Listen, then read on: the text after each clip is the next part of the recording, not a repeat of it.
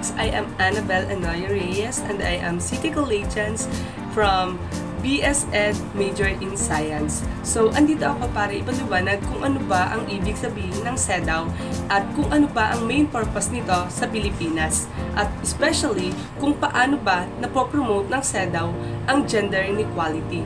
So, unahin natin ang CEDAW. CEDAW is the Convention of the All Elimination of All Forms of Discrimination for Women. It is described an international Bill of Rights for Women and it was instituted on September 3, 1981 and has been ratified of 189 states.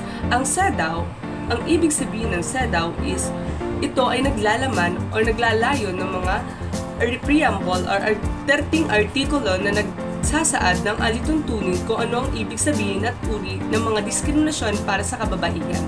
At ito din ay naglalaman ng mga actions para mawala or matapos na ang naturang diskriminasyon. The second is, what is the main purpose of CEDAW in the Philippines? Alamin natin, ano nga ba talaga ang main purpose o layunin ng CEDAW sa Pilipinas? It is affirms that the reproductive right for women is target the cultural and traditions as influential target for shaping the gender and family relations. So ang CEDAW is naglalayo na or nagkaroon ng purpose sa Pilipinas para mapatigil ang diskriminasyon pangkababaihan or magkaroon sila ng mga panukalang batas para magkaroon ng mga pagkakapantay-pantay ang mga kababaihan sa karapatang panglahat.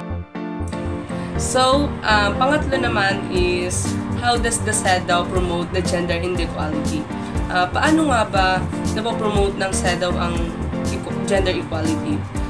Through ensuring the women equal access to and equal opportunities in political and public life, including the right to vote, for stand and election, as well as the education, health, and employment. So, ang lahat ng tao is may karapatang bumoto sa election. Walang basihan kung ano man ang kasarian mo at ang lahat ay may karapatang bumoto. So, including the education naman po is all of the people has a right na makapag-aral sa pribado man po, pampublikong paaralan.